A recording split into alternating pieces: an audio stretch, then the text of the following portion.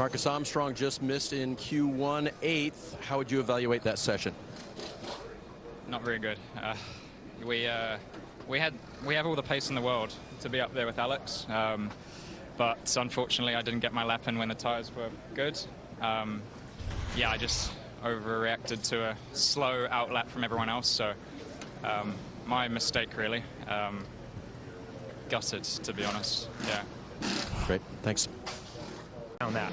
Yeah, I mean, my balance is just really far off there. Just no rotation. The car had massive amount of understeer. I don't know what Christian said, but our cars aren't too dissimilar, so I bet it's a similar message. But yeah, it just wasn't there. You know, I mean, even on the blacks, just didn't want to turn.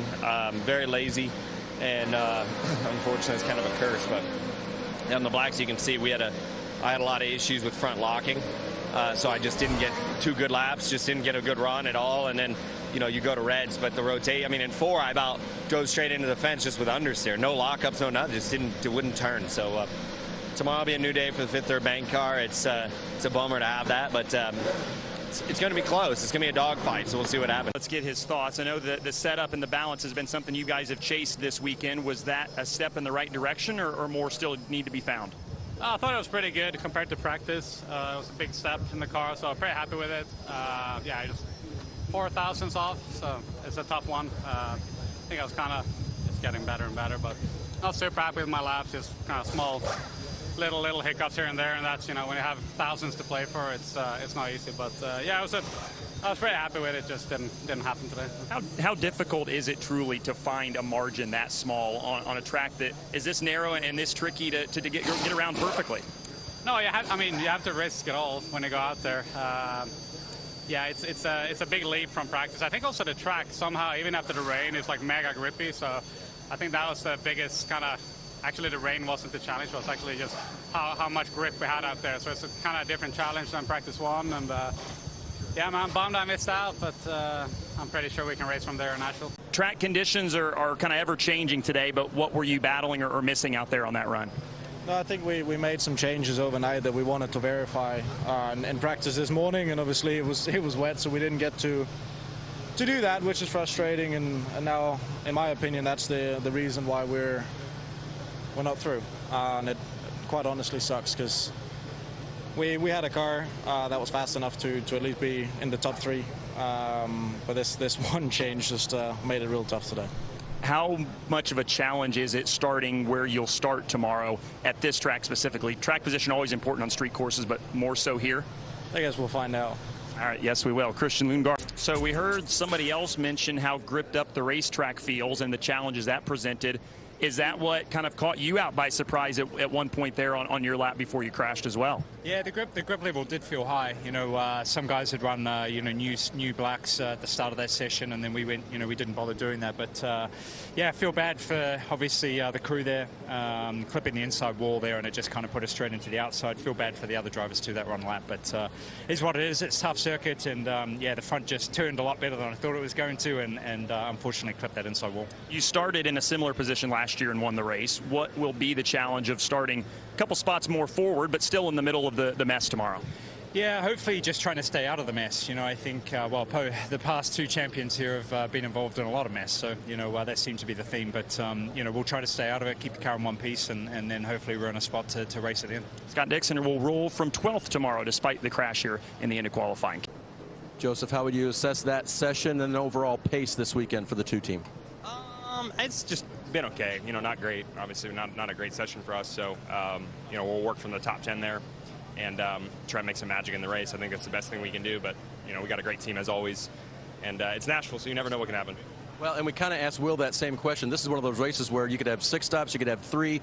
You don't know what's going to happen. Yeah, it's tough to say. I think, you could have a nightmare day and still win this race. That's pretty much what's happened the last 2 years. So, I think as soon as you predict that, it typically doesn't go that way, but you just never know. So you got to go in with a good attitude, and I think we got the team to do it every time. So let's see what happens. Were you on a lap before the red that came out that might have been better?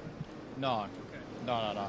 I made a mistake in 9. We were definitely on a lap until 9 that was good enough to get through, and locked to front, and then got all the way out to the wall and down to first. So yeah, that kind of ruined it for us. Yeah, damn.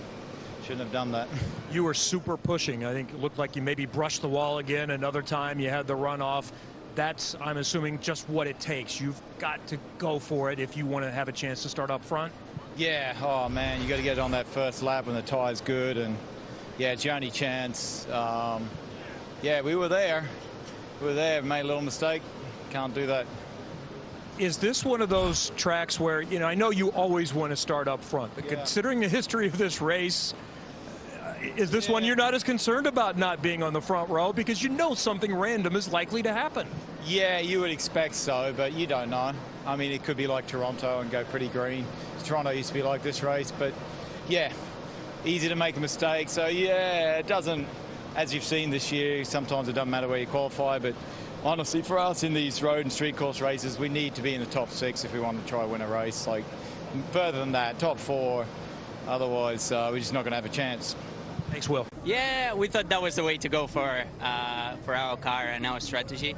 We tried that at Road America as well and didn't work. Someday will work, but honestly, yeah, we had a good car, fast car, happy to be up there. Didn't really have everything to fight for pole. Did a small mistake on my second lap as well. So yeah, pretty happy with P4.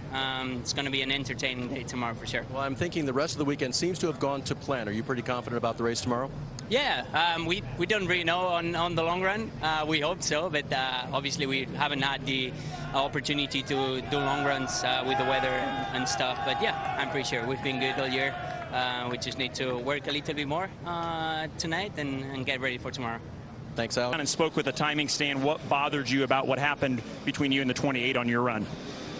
I just wasn't happy that, you know, there's 6 cars on track and they go out a second in front of me and they back up into me.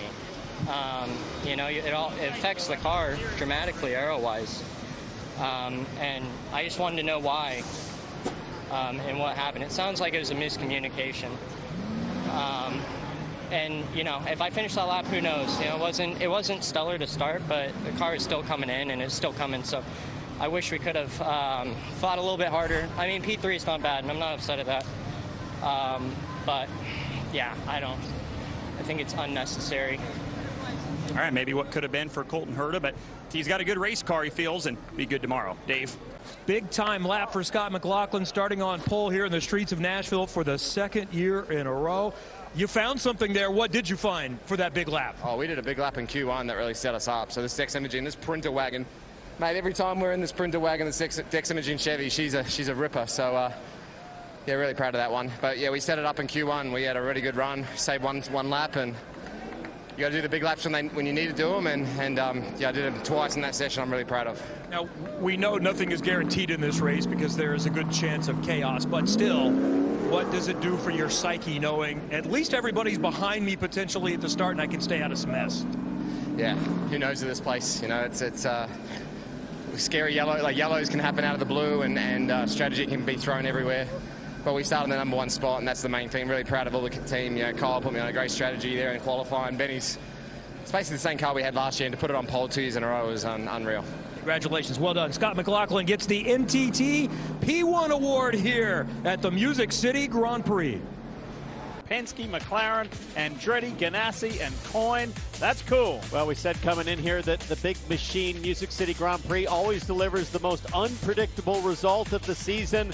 You just never know, and it certainly plays out there with the diversity of teams in the first 3 rows. Great job for Romain Grosjean once again on the street circuit.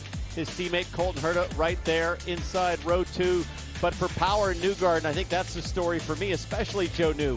How do you come off that so dominant, ultra-confident Iowa, come here, and it's just a bit of a head-scratcher, especially with his teammate so far up the grid on pole. Yeah, but you got to give big shout-out to Linus Lundqvist. First IndyCar start. He's going to be starting inside of row 6, despite a 6-time champion. That is going to be a very happy driver when he goes to bed tonight.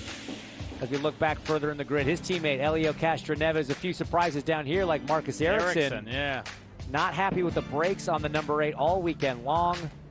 And Canapino battling Marcus Armstrong for Rookie of the Year, suffering from that drive-through penalty for speeding in the pits. Going to start all the way back on the third last row. And this is how the final 3 positions are filled. Ahead of tomorrow's 80-lap race, which is going to be a big workload. There were 8 cautions last year. It was chaos all the way to the end.